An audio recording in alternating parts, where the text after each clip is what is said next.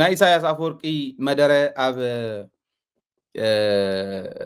በዓል ናጽነቶም መሰረት ገይሩ ጃዋር መሐመድ መልሲ ይብሎ ተዛሃቡ መልሲ ሰለስተ ነጥብታት ኣልዒሉሎ ጃዋር ተሓደ ናይ ቀደም ኣጋሮም ናይ ቀደም መላፍንቶም ንኢሳያስ ኣፈወርቂ ኦሮምማ ዝበሃል ርዮተ ዓለም እዩ ዘካይድ ኢሎም ፕሬዚዳንት ኢሳያስ እዚ ዘካይድ ኢሎም ንኣብይ ኣሕመድ ገሊፆሞ ነገር ግን ኦሮምማ ኤርትራውነት ከም ማለት እዩ እምበር ርዮተ ዓለም ኣይኮነን ናይ ኦሮሞ ባህልን ናይ ኦሮሞ መንነትን መግለፂ እዩ ኦሮምማ እምበር ርዮተ ዓለም ኣይኮነን እዚስ ከመይ ገሮም እዮም ከምኡ ኢሎሞ ኤርትራውነት ማለት ርዮተ ዓለም ድዩ ለዚ እዚኡ ተጋግዮም የመልዒሎሞ ይብል እሞ ድሕሪ 7 ዓመት ናይ ሕንካሮ ግዜ ናይ ኣብይ ኣሕመድን ናይ ኢሳያስን ከይዲ ድሕሪ 7 ዓመት ናይ ሕንካሮ ግዜ ኢሳያስ ኣፈወርቂ ተረዲእዎ እዚ ሰብኣይ እዚ ኣብይ ኣሕመድ ዝበሃል ንኦሮሞ እውን ኣይኸውንን ንኦሮሞ እውን ዘጥፍእ ስራሕ ይሰርሕ ዘሎ ምባሉ ግን ትክክል እዩ ይብል ካብዚ ኣጋርነት ኣልዒሉ ነዚ ኦሮሞ ንኢሊት ኦሮሞ ነባገዳ ኦሮሞ እውን ሸዊዱ እዩ ይትረፍደን ኢሳያስ ኣፈወርቅን ካልኦትን ለዚ ኣብዚ ሕዚ እዋን ኮይኖም እዚ ሰብ እዚ ንኦሮሞ እውን ኣይኸውንን ኢሎም ምዝራቦም ብደንቢ ተረዲኦም ኣለዉ ነዚ ወዲ ንኽብል ገይሩኒ ኣብዚ ይድግፎም እየ ይብል ስለዚ ኢሉ ሳልሳይ ነጥብ ዘቕምጦ ርክብ ክግበር ከሎ ድሕሪ ሕዚ ስሩዕ ርክብ ክግበር ከሎ ስምምዕነቱ ዘላቒ ብዝኾነ መልክዑ ህዝቢ ክረብሕ ዝኽእል እምበር ካብዚ ወፃኢ እንድሕር ኮይኑ ትርፉ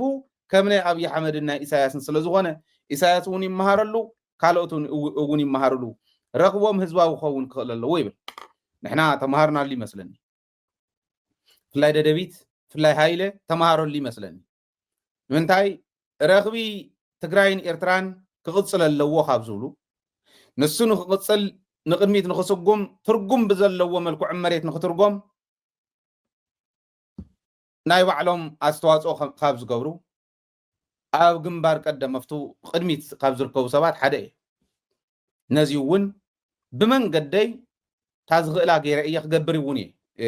ይሰርሕ እውን ኣለኹ ረኽብና ትካላዊ እንተዘይኮይኑ ሰነዳዊ እንተዘይኮይኑ ረኽቢ ኣብይ ኣሕመድን ኢሳያስን እያ ትኸውን ብርግፅ ታክቲካሊ ንራኸብ ሞ ንታክቲካል ረክብና ብደንብ ጌርና እንተሒዝናዮ ኣትሊስት መሬትና ክነምለስ ከለና ከምታ ኩሉ ግዜ ዝብል ኣነ ብድሕሪት ዝወጋእና ሻዕብያ የለን ሳውን ተኣኽልና እያ እንተኢልና ፅቡቅ ህዝቢ ኤርትራን ህዝቢ ትግራይን ዘላቒ ዝኾነ መንገዲ ፀገሙ ክፈትሕ ክለምዕ ሰላም ክረክብ እንተኮይኑ ግን እታ ረኽቢ ትካላዊ ትኹን እታ ረኽቢ ሰነዳዊት ትኹን ሰነድ ዴቨሎፕ ጌርና ንካትዕሉ ኣብ ሚድያ ኣደባባይ ክወፅ ኣለዎ ማለት ኣይኮነን ብውሽጢ ክንካትዕሉ ንኽእል ኢና ሰባት ተመዲቦም ካብ ትግራይ ሰባት ተመዲቦም ካብ ኤርትራ እቲ ሰነድ ዴቨሎፕ ተገይሩ ንመንግስቲ ኤርትራን ንመንግስቲ ትግራይን ረኽቢ ተገይሩ ኮሚኒኬት ተገይሩ ምስ ኣመኑሉ ተፈሪሙ ድሕሪኡ ናብ ሚድያ ንክወፅእ ምግባር ይከኣል እዩ እዚ ጌርካ ዘላቕ ዝኾነ ረኽቢ ናይዚ ህዝቢ ክንገብር ከይንታለል ከም ዝጃዋር ዝበሎ ወሳኒ እዩ ክንሓስበሉ ይግባእ ዝብል እምነት ኣለኒ ማለት ስለዚ እዚ ክንሓስበሉ ይግባእ